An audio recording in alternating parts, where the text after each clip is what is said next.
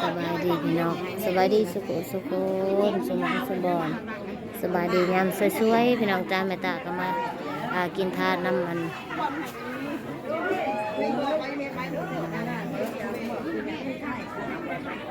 หลานทรายเนาะ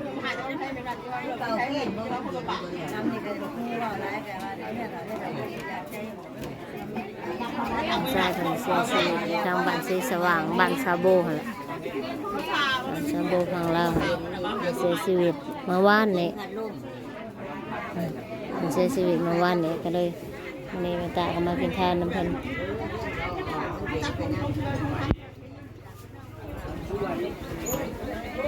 แค่คนก็หลายเติบอยู่นะพี่น้อง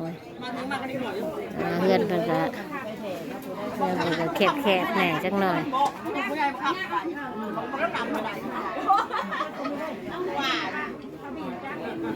คนก็อยู่ไปตามผมไม้ผมตอกอะไรพี่น้องเลยซ้ำเหือซ้ำแห้งเนาะอันเต้นกะเพิ่นกะว่าแล้วกะเอาอันหนึ่งเนาะเต้นก็มีอันหนึ่งวันหับแขกหับคนกะจักสกินกันอยู่ใส่เลยเนี่ยพี่น้องจักสกินเขากันอยู่ใส่เลย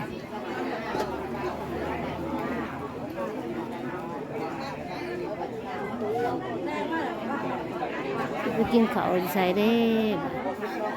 ต้องใส่สิได้ยืนกินไปแถวเดินแถวห่มแถวนี้เต้นอันเดียวคนก็บอกหลายๆผู้คนนั่งตากแดด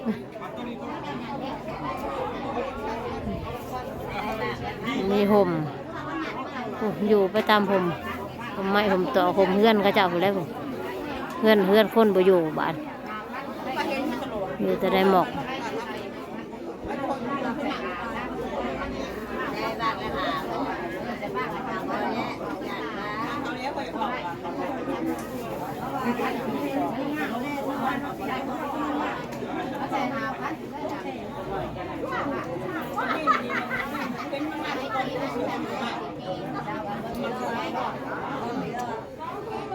โอ้นางตากแดด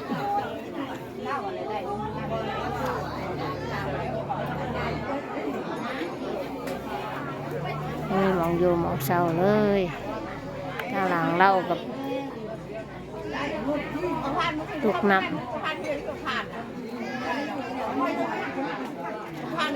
น้องแม่ก็อยู่ในตลาดเฮือน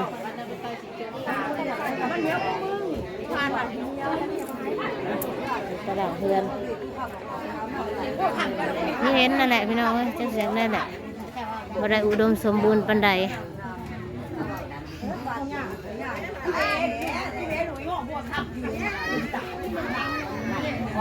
อันครอบครัวที่อัน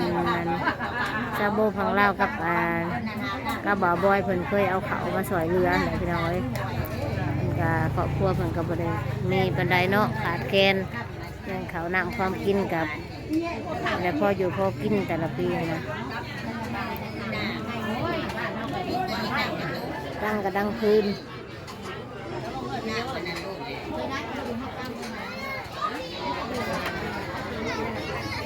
เฮือนมันก็ใส่ผ้ามันเหี้ยมาโซ่หลายเดือนแล้วแหละ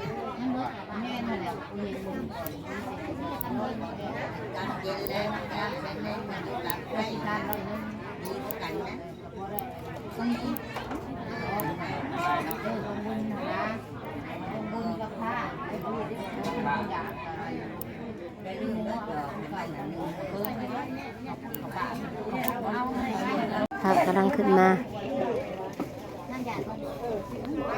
4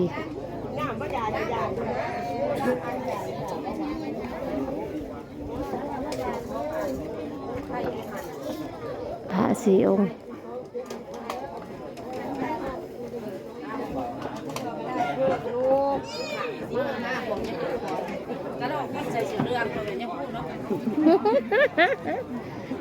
กังมันก็ช่างอยู่ว้าวนี่เด้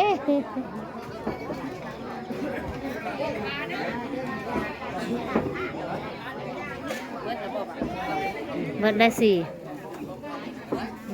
ให้บุญ มันเป็นกล่องเขามาโตหน่อยเอาของนี่นั่งเรียน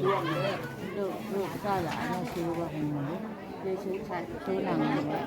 คุณบอกรังแกกับชายสมบูรณ์กำลังขึ้นมา เอาหัวว่าแน่ กำลังขึ้นมาหายบุญไก่สิเพนนะ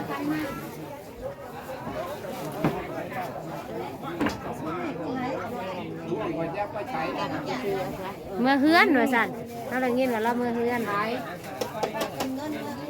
เราพ่วงบ่ แม่น แล้วเมื่อเพื่อนมาจักละมาแต่นี่จุกเจ้านั่นไม่เจ้ากินเนี่ยพ่วง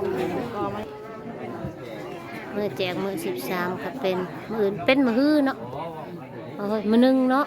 มื้อนี้ก็จะค่ำแล้วมื้อนี้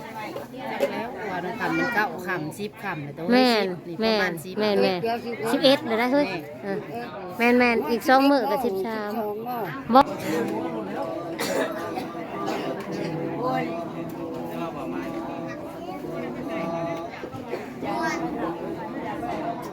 นี่มันมองสินะมากินข้าวเลยได้สิไปกินนะใช่แล้ว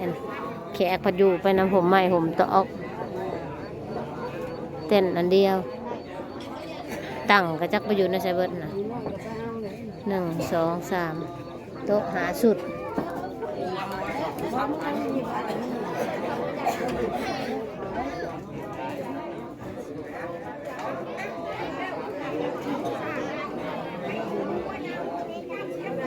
โต๊ะหาสุดวันสินั่งกินข้าวกับบ่มีแล้วนั่นเดี๋ยวทางตารางต้องใช้สิได้ยืนกินแหละยืนกินก็จักสิไปปงไว้นะใช่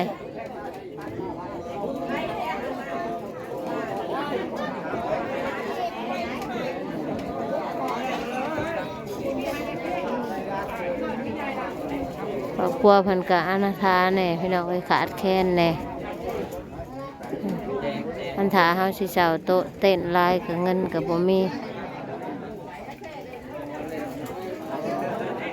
FC ทานใดเนาะที่อยากโปรโมทนาบุญนำเพิ่นกะอันเม่นเข้ามาได้เด้อบุญกะจวนๆแน่เป็นมื้อฮื้อเนาะมื้อ13 ค่ำถ้าใครอยากโปรโมทนาบุญทำบุญทำทานนำเพิ่นกะทักแชทเม่นเข้ามาเด้อพี่น้องครอบครัวเพิ่นกะทุกข์ยากหลายพี่น้องเอ้ยบางหม่องสิกินข้าวก็ยังบ่มีหม่องนั่งเลยโต๊ะหาหน่วยเสียสิบเอ็ดคนบอกละลายโอ้นั่งอยู่ตามผมไม้ผมตอกโอ้อยู่กันหลังนั่นนำตารางสินั่งกินนะใช่แล้วอันบดแดดขายุกินไปน้ำเดินนี่ก็ผัดแดดแน่ใครอยากมีจิตใจสอยเรือเนาะเหตุบุญทำทานนำครอบครัวอันบ่อเรือเนาะญาติพี่น้องไก่ซีดกันนั่นแหละกับซุมเมตาแต่ว่าอยู่คนละหมู่บ้านเนาะก็ได้สื่อกองบุญกองทานนั่นแหละพี่น้องเอ้ยสื่อถาดสื่อยั้งนั่นแหละผู้450เนาะผู้ละ100 200กับบริวารเนาะถ้ายิ่งตามนำใจใส่ศรัทธาก็ได้อยากสอยเรือกับถักแสดเม็ดเข้ามาเด้อพี่น้อง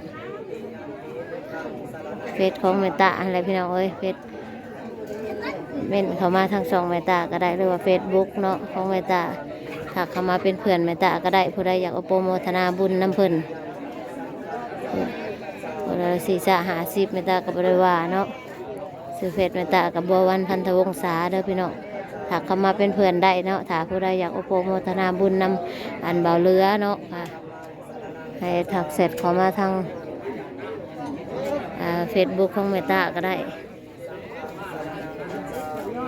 กระซำคือพี่น้องเห็นนะแหละครอบครัวผมก็ได้ถูกหยาขาดแคลนน้ำความกินก็บ่ได้พอกินจากปี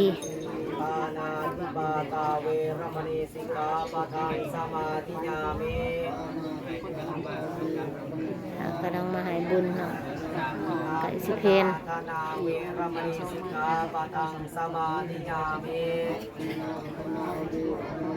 ว่ามีเห็นไหมกาเมสุมิสาจาราเวรมณีสิกขาปะทังสัมมาทิยามิ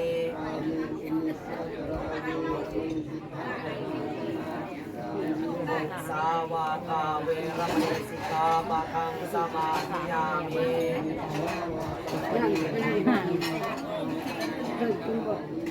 ลาเวรยมัสสะปะมาทัฏฐานาเวรมณีสิกขาปะทังสมาธิยามิ มันจะลงไปกินเนาะอันนี้ลูกนางนี่ลูกสุดที่นั่งเจ๊ลูกนางนี่ลูก มาปัญญาสุตาปะทานิสีเลนะสุ มือจะลงไปสี่ คนสวยสิถือไปกินอยู่ใช่นะถือไปกินอยู่ใช่นะไปได้สิอย่างน้ำลังถูกอย่างพี่น้องในงานเนาะสิเป็นหมูเนาะเพิ่นก็ได้เส้นเอาหั่นแหละพี่น้องเอ้ยบ่ทันมีเงินจ่ายอาหารการกินก็ดิลงศพก็เส้นเอาบ่ทันมีเงินจ่ายก็เว้าแล้วก็เห็นก็ทางเว้าก็อีต้นสาดอยู่พี่น้องเห็นได้บ่มีเนาะถ้าสิอันหามไปเป็นอันคอนเด่นๆแล้วก็คือโพะก็ได้ทุกอย่างเนาะก็ได้เป็นหนี้เป็นสินเบิดนั่นแหละพี่น้องเอ้ยสิเอาน่ะใส่แหละมาจ่ายพวกก็บ่มีแน่ เมื่อย นั่นแหละโอ้ยแต่อีบาบบ่มีจักเสร็จอะไร อันนี้ว่ามันหาเนี่ยมันนี่เม็ดปีเมื่อปัจจุบันอันนี้เมื่อเลยงามจะไปชมได้มือสิเมื่ออยู่ต้องมาต้นเป็นที่ได้สิเป็นต้นที่ไม่ได้ ต่อมาก็มีทาง อันนี้นั่งอยู่งานกับพี่สิมาก็ขันเรื่องกับของทีดีงานไปชม หาบ่อเรือก็มีปัจจัยอยู่100 บาทและการต่อมาก็มีทางบอกว่า นี่แต่ลูกแต่หลานให้ต้นนำกันหลายต้นก็ได้เพิ่นก็ได้ ต้นเพื่อที่จะส่งไปหาบ่อเรือก็มีปัจจัยอยู่หา10,000 กีบ ก็ได้หลายต้นก็ได้กันโครงการเฮ็ดไหน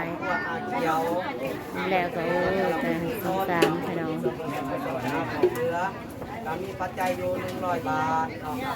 จะส่งมาเด้อของเรือเด้อ สำหรับที่นี่นะจ๊ะก็สิเวลาสำเร็จพี่น้องพบกันคลิปหน้าพี่น้องสวัสดีสุขสุข ต้น